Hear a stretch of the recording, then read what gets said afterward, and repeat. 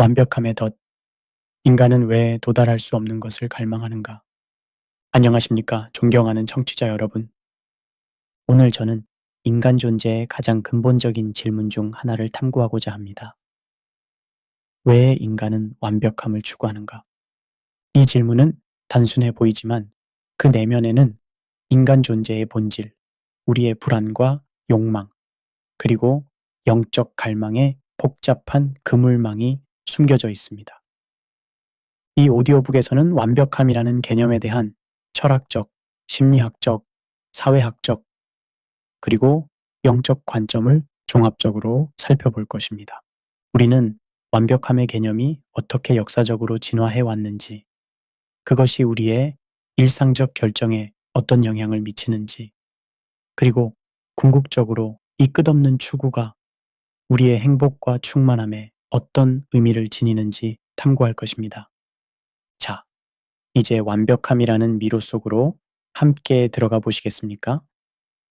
제1장 완벽함의 정의와 역사적 변천. 완벽함이란 무엇인가? 이 질문에 대한 답변은 시대와 문화에 따라 크게 달라져 왔습니다. 고대 그리스인들에게 완벽함은 아레테라는 개념으로 탁월함과 덕성의 실현을 의미했습니다. 플라톤은 이상적인 형상의 세계를 상정했으며 그에 따르면 우리가 경험하는 모든 것은 그 완벽한 형상의 불완전한 그림자에 불과했습니다. 아리스토텔레스는 좀 더 실용적인 관점에서 완벽함을 엔텔레키아로 정의했는데 이는 잠재성의 완전한 실현을 의미합니다. 그에게 있어 완벽함은 정적인 상태가 아니라 각 존재가 자신의 본질적 목적을 실현하는 과정이었습니다. 중세시대에 접어들면 완벽함의 개념은 종교적 색채를 띠게 됩니다.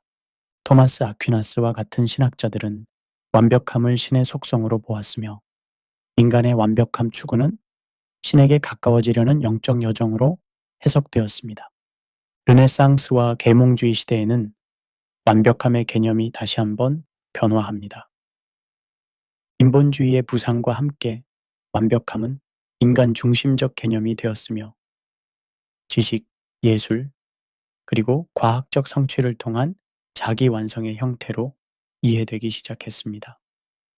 현대에 이르러 완벽함의 개념은 더욱 다양화되었습니다. 심리학자 카렌 호니는 신경증적 완벽주의라는 개념을 통해 완벽함 추구가 건강한 동기에서 비롯될 수도 있지만 종종 심리적 불안과 자기 비판으로 이어질 수 있다는 점을 지적했습니다. 흥미로운 점은 이렇게 시대와 문화를 초월해 인간은 항상 완벽함이라는 개념에 사로잡혀 왔다는 사실입니다. 여기서 우리는 불완전함을 인식하는 존재로서 인간의 독특한 위치를 엿볼 수 있습니다. 우리는 현실과 이상, 존재와 당위 사이의 간극을 인식하는 유일한 생명체일지도 모릅니다. 참으로 아이러니하지 않습니까? 완벽함을 추구할 수 있을 만큼 충분히 발달된 의식을 가진 유일한 생명체인 우리 인간은 동시에 그 완벽함을 결코 달성할 수 없다는 사실을 깨닫는 유일한 존재이기도 합니다. 이것이 바로 인간 조건의 근본적인 비극이자 아름다움이 아닐까요? 제2장 완벽함 추구의 심리적 기원. 왜 우리는 완벽함을 갈망하는가? 이 질문에 답하기 위해 우리는 인간 심리의 깊은 층위로 들어가야 합니다. 심리학적 관점에서 볼 때 완벽함 추구는 몇 가지 근본적인 심리적 기제에서 비롯됩니다. 첫째, 인간은 결핍을 인지하는 존재입니다. 우리는 태어나는 순간부터 무언가가 부족하다는 느낌을 경험합니다. 영가는 배고픔, 추위, 불편함을 경험하며 그것을 해소하기 위해 울음을 터뜨립니다. 이것은 가장 원초적인 형태의 결핍 인식입니다. 성장하면서 이 결핍의 인식은 점차 복잡해집니다. 우리는 자신의 한계, 실수, 그리고 불완전함을 인식하게 되며 동시에 그것을 극복하고 싶은 욕망을 발전시킵니다. 정신분석학자 자크 라캉의 표현을 빌리자면 인간은 욕망하는 주체입니다. 우리의 욕망은 항상 어떤 결핍, 어떤 공백을 채우려는 시도입니다. 둘째, 완벽함 추구는 생존과 번식에 유리한 진화적 적응일 수 있습니다. 인류 역사의 대부분 동안 더 나은 도구를 만들고 더 효율적인 사냥 기술을 개발하고 더 안전한 쉼터를 구축하는 능력은 생존 확률을 높였습니다. 마찬가지로 사회적 규범과 기대를 충족시키는 능력은 집단 내에서의 지위를 높이고 배우자를 유치하는 데 도움이 되었습니다. 셋째, 완벽함 추구는 자기 보호의 한 형태일 수 있습니다. 많은 사람들, 특히 어린 시절에 비판이나 거부를 경험한 사람들은 완벽함을 통해 자기 가치를 증명하고 추가적인 비판으로부터 자신을 보호하려고 합니다. 내가 완벽하다면 아무도 나를 비판할 수 없을 것이다 라는 무의식적 신념이 이러한 행동의 기저에 있습니다.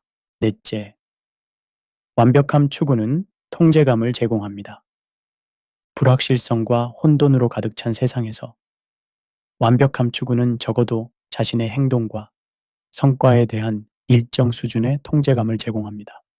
이것은 특히 인생의 다른 영역에서 통제력을 상실했다고 느끼는 사람들에게 중요할 수 있습니다. 마지막으로 완벽함 추구는 의미와 목적의 근원일 수 있습니다. 좀 더 나은 자신, 좀 더 나은 세계를 향한 끊임없는 노력은 우리의 삶에 방향과 의미를 부여합니다. 실존주의 철학자들이 지적했듯이 인간은 자신의 삶에 의미를 부여하기 위해 끊임없이 노력하는 존재입니다. 그러나 여기서 중요한 역설이 있습니다. 완벽함 추구가 우리의 심리적 필요를 충족시키는 동시에 그것은 종종 더 큰 불만족과 불안을 초래합니다. 왜 그럴까요? 그것은 완벽함이라는 개념 자체가 이상적이고 추상적이기 때문입니다. 실제 세계에서 우리는 항상 제약, 우연성, 그리고 불확실성과 함께 살아갑니다. 완벽함이라는 이상과 현실 사이의 이 끊임없는 긴장이 바로 인간 존재의 핵심적인 딜레마입니다. 정말 아이러니하지 않습니까?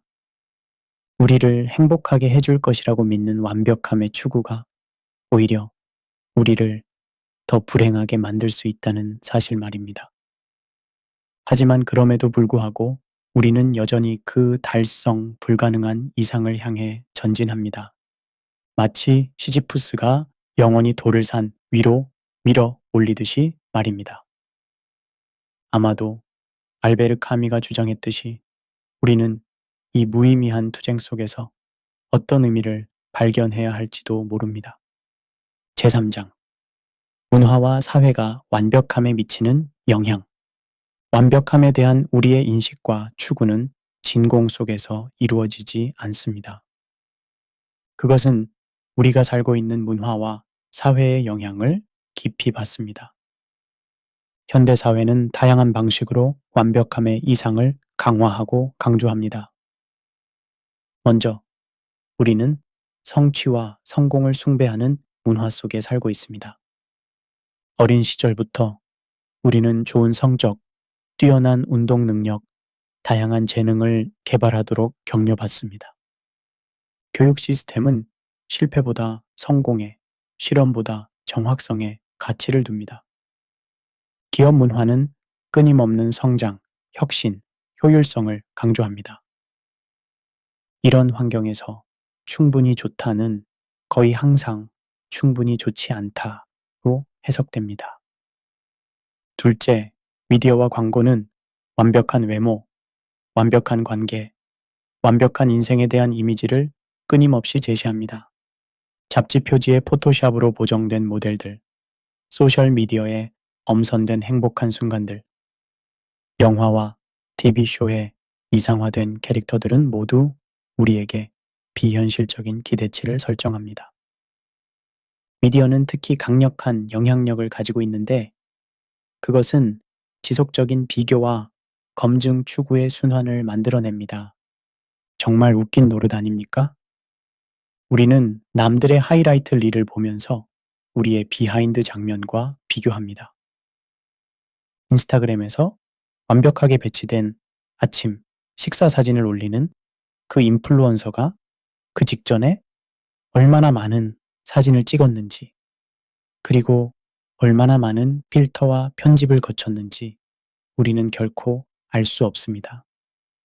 하지만 우리는 그 이미지를 보며 왜 내 삶은 저렇게 완벽하지 않을까? 라고 자문합니다. 참으로 코미디 아닙니까? 셋째, 소비주의는 완벽함의 추구를 상품화합니다. 우리는 끊임없이 더 나은 제품, 더 나은 경험, 더 나은 버전의 자신을 구매할 수 있다는 메시지를 받습니다. 문제는 이 소비의 사이클이 결코 만족으로 이어지지 않는다는 것입니다. 왜냐하면 항상 더 새롭고 더 좋고 더 개선된 무언가가 있기 때문입니다. 여기서 잠깐 생각해 보세요. 여러분이 몇 년 전에 간절히 원했던 그 최신 스마트폰, 그 디자이너 가방, 그 스포츠카는 지금 어떻게 보이나요? 아마도 구식이고 시대에 뒤떨어진 것처럼 느껴질 것입니다. 소비주의의 약속은 항상 미래 시제입니다. 이 제품을 구매하면 당신은 행복해질 것입니다. 하지만 그 행복은 항상 다음 구매 이후로 미뤄집니다. 넷째, 경쟁적인 노동시장은 우리에게 끊임없이 자신을 향상시키고 새로운 기술을 습득하고 생산성을 높이도록 압력을 가합니다. 평생 학습자와 허슬 문화라는 개념은 우리가 결코 현재 상태에 안주해서는 안 된다는 메시지를 강화합니다. 이러한 문화적, 사회적 압력의 결과는 무엇일까요? 그것은 집단적인 불안과 불만족의 상태를 만들어냅니다. 우리는 항상 무언가가 부족하다고, 항상 더 많은 것을 해야 한다고, 항상 더 나은 버전의 자신이 되어야 한다고 느낍니다. 그러나 이러한 사회적 압력에는 또 다른 측면이 있습니다. 그것은 혁신과 발전의 원동력이 될 수 있습니다. 더 나은 세계, 더 나은 사회를 향한 집단적 열망이 없다면 우리는 정체될 것입니다. 문제는 완벽함 추구 자체가 아니라 그것이 이루어지는 방식과 그것이 우리의 행복과 충만감에 미치는 영향입니다. 시니컬한 시각에서 보면 아마도 현대 사회의 가장 교묘한 속임수는 완벽함이 달성 가능하다는 환상을 팔면서 동시에 그 환상을 달성하기 위해 필요한 제품과 서비스를 끊임없이 판매하는 것입니다. 이것은 결코 끝나지 않는 소비의 순환을 만들어내며 그 과정에서 우리의 불안과 불만족을 이용합니다. 하지만 우리는 이러한 문화적 프로그래밍에 저항할 수 있습니다. 우리는 충분히 좋다는 개념을 재평가하고 불완전함의 아름다움을 인정하고 진정한 성장과 발전이 외부의 기준이 아닌 내면의 가치와 목적에서 비롯된다는 것을 인식할 수 있습니다. 제4장 영적 관점에서 본 완벽함의 의미. 완벽함에 대한 갈망은 인간의 영적 본성과 깊은 관련이 있습니다. 대부분의 종교와 영적 전통은 완벽함의 개념을 중심적인 테마로 다루고 있습니다. 기독교 전통에서 완벽함은 하나님의 본질적 속성으로 이해됩니다. 성경은 마태복음 5장 48절에서 그러므로 하늘에 계신 너희 아버지의 온전하심과 같이 너희도 온전하라고 가르칩니다. 이 구절은 인간이 신의 완전함을 닮아가야 한다는 영적 이상을 제시합니다. 그러나 기독교 신학에서 중요한 점은 인간은 타락한 존재이며 자신의 노력만으로는 완전함에 도달할 수 없다는 인식입니다. 완전함은 은혜를 통해 그리고 신과의 관계 속에서만 가능합니다. 이것은 세속적인 완벽주의와 영적인 완전함 추구 사이의 중요한 차이점입니다. 유대교에서는 티쿤 올람이라는 개념이 있는데 이는 세상 고치기를 의미합니다. 이 개념에 따르면 인간은 불완전한 세상을 완전하게 만드는 신의 동반자로서의 역할을 합니다.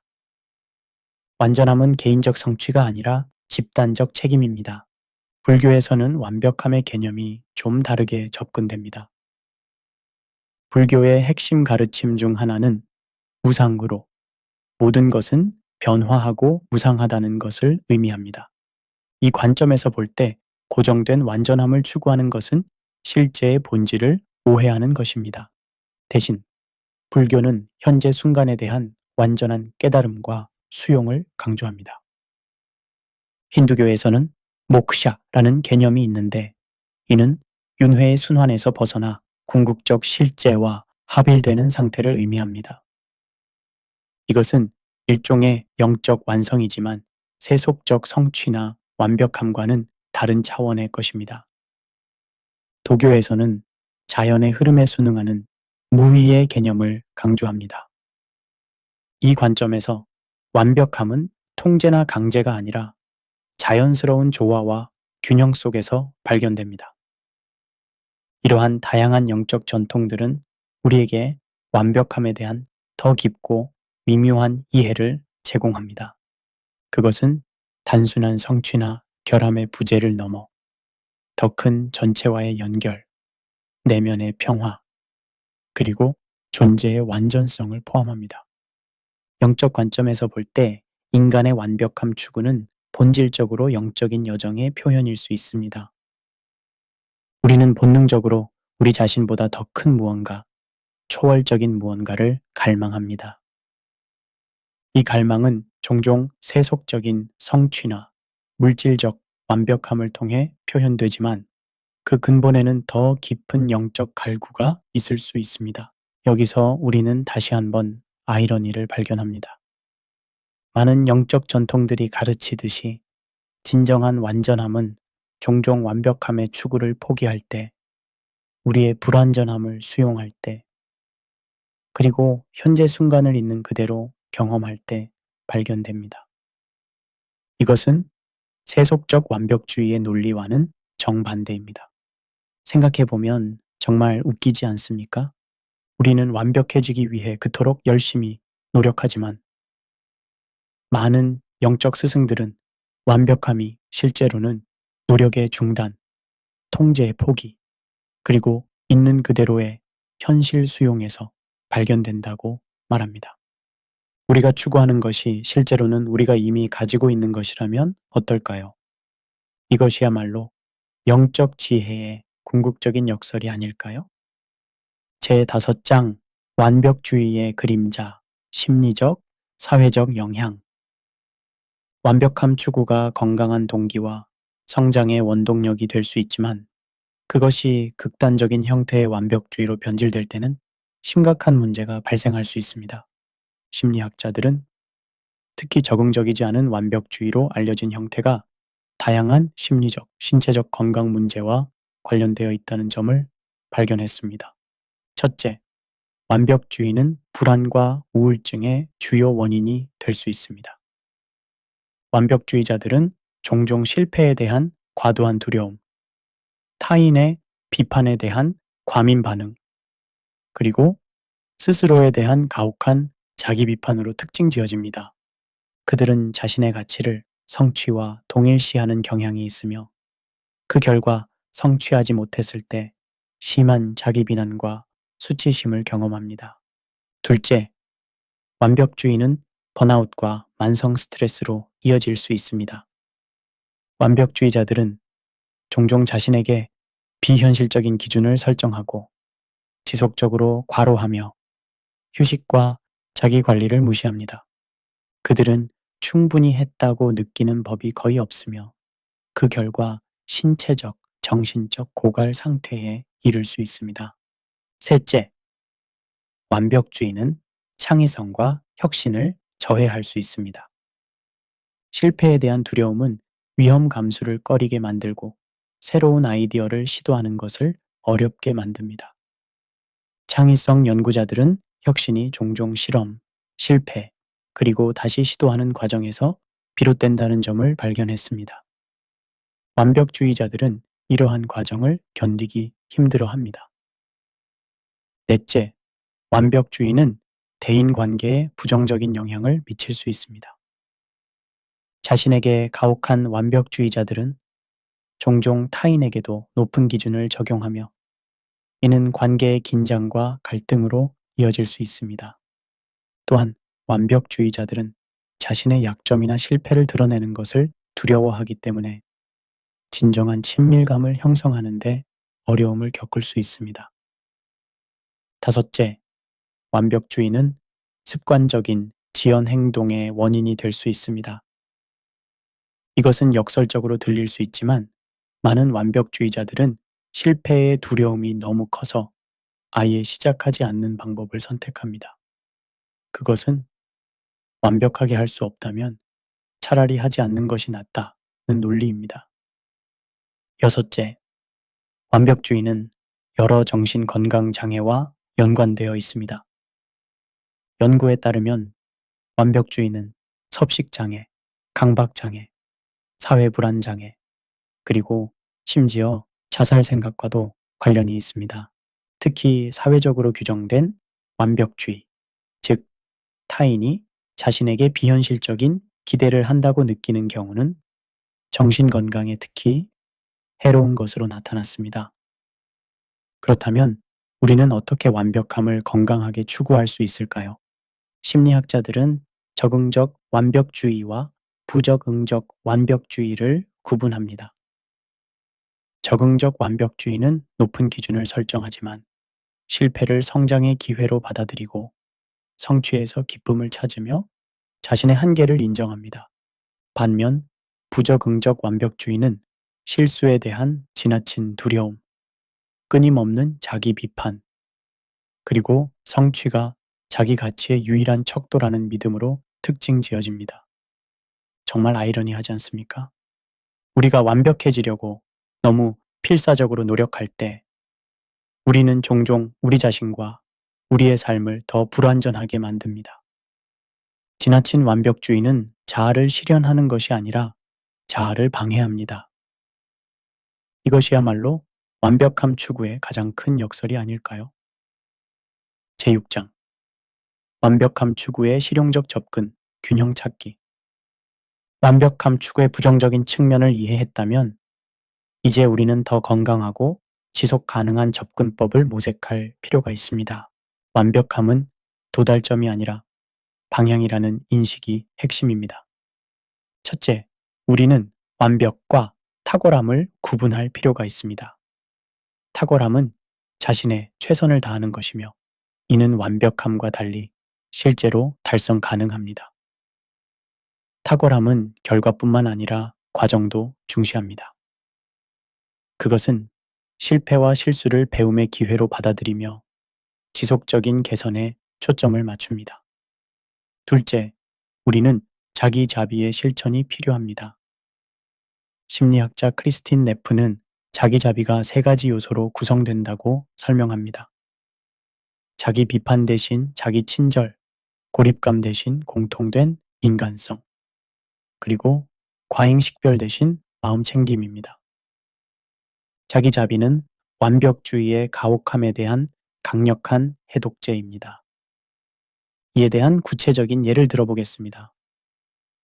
중요한 프레젠테이션을 마친 후 완벽주의적 반응은 나는 2번이나 말을 더듬었어. 모두가 내가 무능하다고 생각할 거야 와 같은 것일 수 있습니다. 반면 자기 자비적 반응은 긴장되는 상황에서 말을 더듬는 것은 자연스러운 일이야.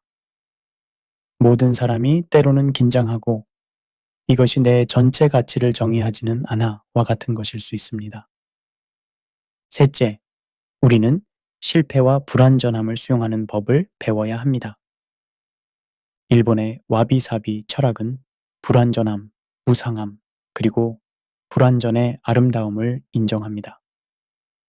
마찬가지로 일본의 긴츠기 기술은 깨진 도자기를 금이나 은으로 복원하여 그 균열을 숨기는 대신 강조합니다.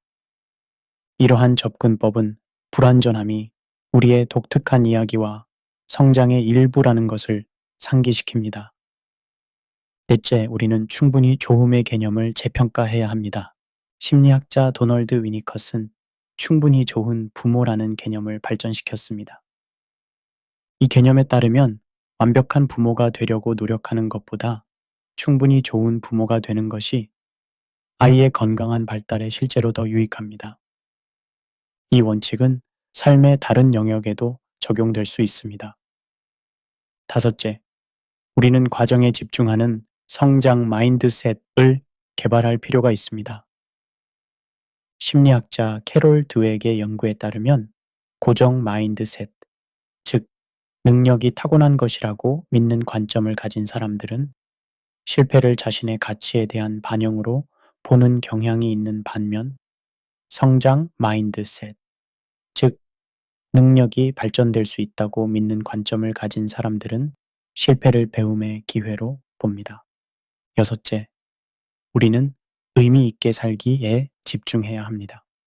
로고테라피의 창시자인 빅터 프랭클은 인간의 가장 근본적인 동기는 의미 추구라고 주장했습니다. 완벽함보다 의미에 초점을 맞출 때 우리는 실패와 불완전함을 더 잘 수용할 수 있습니다. 왜냐하면 그것들이 우리의 더 큰 목적과 가치에 비해 덜 중요하게 느껴지기 때문입니다. 마지막으로 우리는 인생의 여러 영역에서 균형을 찾아야 합니다. 완벽주의자들은 종종 일이나 성취와 같은 특정 영역에 지나치게 집중하는 경향이 있습니다. 그러나 진정으로 충만한 삶은 성취뿐만 아니라 관계, 의미, 건강, 즐거움, 그리고 자기 수용과 같은 다양한 요소들의 균형을 필요로 합니다. 생각해 보세요. 인생의 마지막 순간에 여러분은 내가 더 완벽하게 살았더라면 좋았을 텐데 라고 후회할까요? 아니면 내가 더 사랑하고, 더 웃고, 더 위험을 감수하고, 더 현재 순간을 즐겼더라면 좋았을 텐데 라고 후회할까요? 이 관점에서 볼 때 완벽함 추구는 종종 진정으로 충만한 삶을 방해하는 장애물이 될 수 있습니다. 완벽함 추구의 실용적인 접근법은 결국 자신과 자신의 한계를 받아들이고 성장과 개선을 위해 노력하면서도 자기 자비를 실천하며 성취보다 의미와 진정성에 더 큰 가치를 두는 것입니다. 이것은 쉬운 여정이 아니지만 그것은 더 건강하고 더 행복하고 역설적이게도 더 완전한 삶으로 이어질 수 있습니다. 제7장 성경적 관점에서 본 완벽함의 의미. 인간의 완벽함 추구에 대한 우리의 탐구를 마무리하면서 우리는 성경이 이 주제에 대해 무엇이라고 말하는지 살펴볼 필요가 있습니다. 성경은 완벽함에 대한 깊은 통찰을 제공하며 종종 현대 문화의 완벽주의와는 대조되는 관점을 제시합니다. 성경적 관점에서 완벽함 혹은 온전함은 도덕적 결함의 부재나 실수 없는 수행보다 훨씬 더 깊은 의미를 갖습니다. 히브리어 타밈과 그리스어 텔레이오스는 모두 온전함 또는 완전함으로 번역되지만 이들은 완결성, 성숙함, 온전함이라는 뉘앙스를 갖고 있습니다. 마태복음 5장 48절에서 예수님은 그러므로 하늘에 계신 너희 아버지의 온전하심과 같이 너희도 온전하라고 말씀하셨습니다. 이 구절은 종종 완벽주의를 정당화하는 데 인용되지만 문맥에서 볼 때 이것은 규칙의 문자적 준수가 아니라 사랑의 포괄성에 관한 것입니다. 앞선 구절들에서 예수님은 원수를 사랑하고 핍박하는 자를 위해 기도할 것을 가르치십니다. 여기서 온전함은 하나님의 무조건적인 사랑을 반영하는 것입니다. 성경은 또한 인간의 근본적인 불완전함을 인정합니다. 로마서 3장 23절은 모든 사람이 죄를 범하였음에 하나님의 영광에 이르지 못하더니 라고 말합니다. 이 인식은 절망의 원인이 아니라 은혜와 구속에 대한 우리의 필요성을 상기시키는 것입니다. 그리스도인의 관점에서 완전함은 우리 자신의 노력으로 달성되는 것이 아니라 그리스도를 통한 하나님의 선물입니다. 흥미롭게도 성경에 등장하는 많은 인물들은 깊은 결함을 가진 인물들입니다. 아브라함은 거짓말을 했고, 모세는 살인자였으며, 다윗은 간음을 범했고, 베드로는 예수님을 부인했습니다. 그러나 그들의 불완전함에도 불구하고 하나님은 그들을 사용하셨습니다.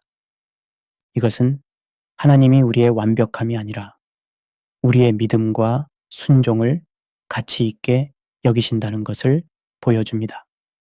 고린도후서 12장 9절과 10절에서 바울은 자신의 약점에 대한 하나님의 응답을 다음과 같이 인용합니다. 내 은혜가 내게 족하도다. 이는 내 능력이 약한 데서 온전하여 짐이라. 이것은 역설적인 진리를 나타냅니다. 우리의 약점과 불완전함은 실제로 하나님의 은혜와 능력이 역사하는 장소가 될 수 있습니다. 성경은 또한 완전함이 오직 하나님의 영역임을 분명히 합니다. 시편 18장 30절에서는 하나님의 도는 완전하고 라고 선언합니다. 인간으로서 우리는 완전함을 추구할 수 있지만 우리 자신의 노력으로 그것을 달성할 수는 없습니다. 이것은 우리를 겸손하게 만들고 하나님의 은혜에 대한 우리의 의존성을 상기시킵니다. 히브리서 10장 14절에서는 그가 한 번의 제사로 거룩하게 된 자들을 영원히 온전하게 하셨느니라고 말합니다. 그리스도인에게 있어 완전함은 이미 이루어진 사실이면서 동시에 계속 진행 중인 과정입니다. 우리는 그리스도 안에서 이미 완전하게 되었지만 여전히 그 완전함을 우리의 일상생활에서 실현해 나가는 과정 중에 있습니다. 빌립보서 1장 6절은 너희 안에서 착한 일을 시작하신 이가 그리스도 예수의 날까지 이루실 줄을 우리는 확신하노라고 말합니다.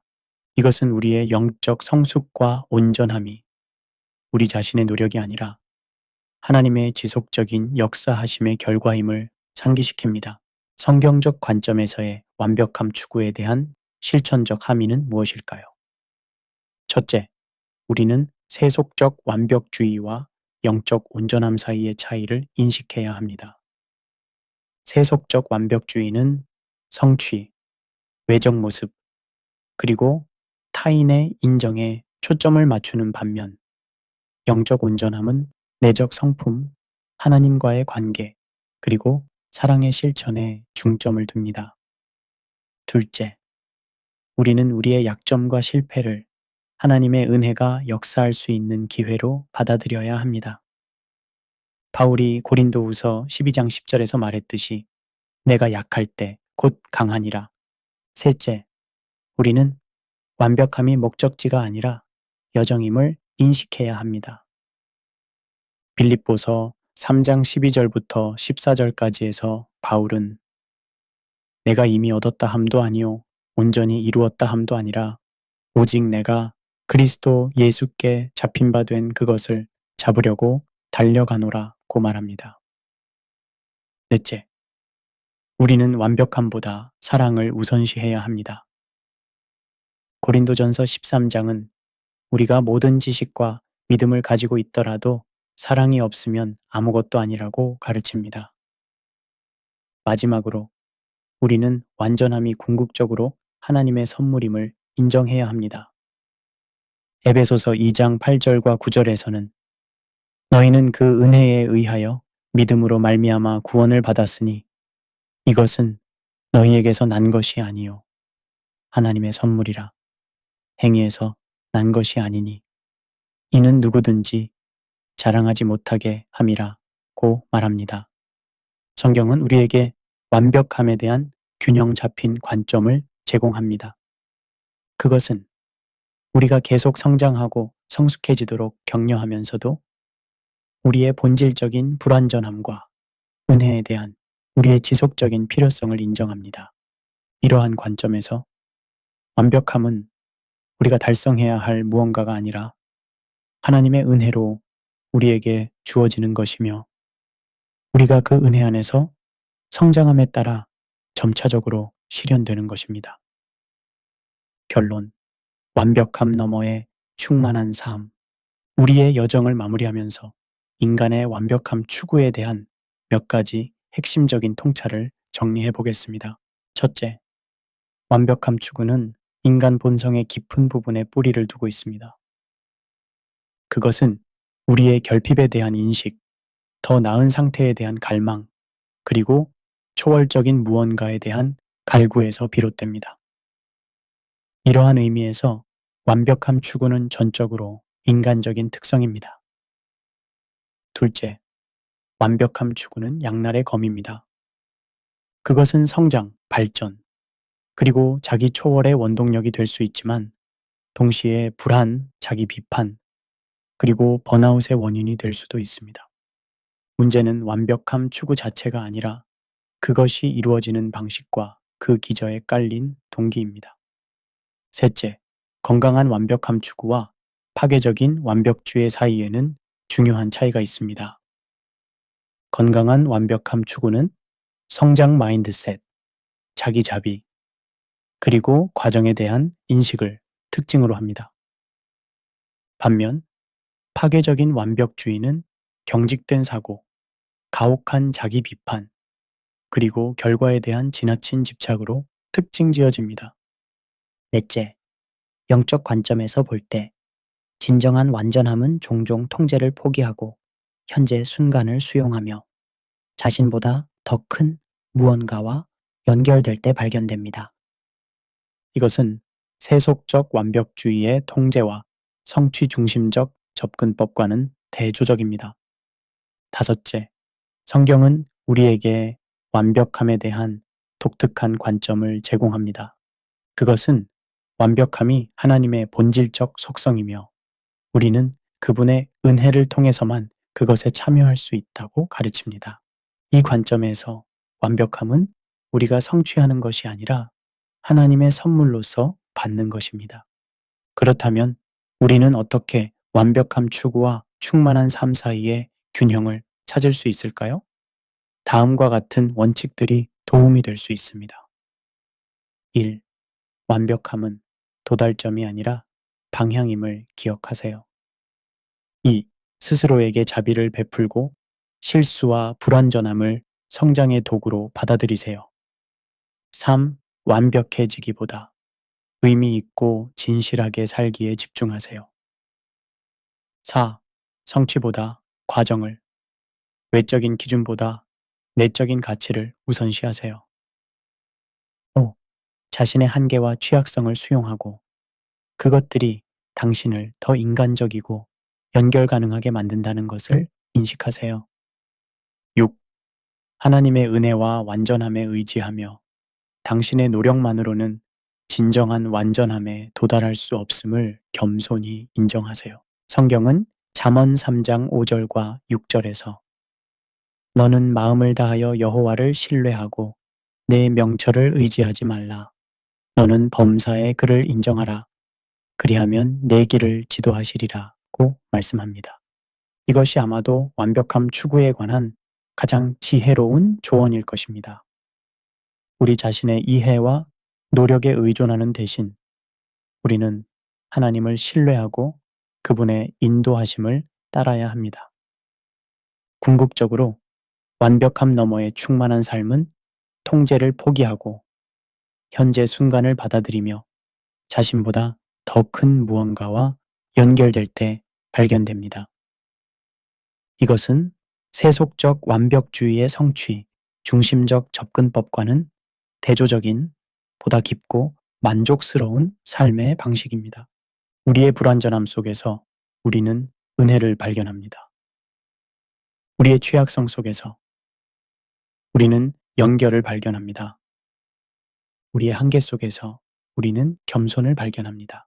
그리고 이 모든 것들이 함께 완벽함 그 자체보다 훨씬 더 아름답고 의미 있는 무언가를 창조합니다. 맺은 말. 오늘 여러분과 함께 인간의 완벽함 추구라는 복잡하고 깊은 주제를 탐구할 수 있어서 정말 감사했습니다.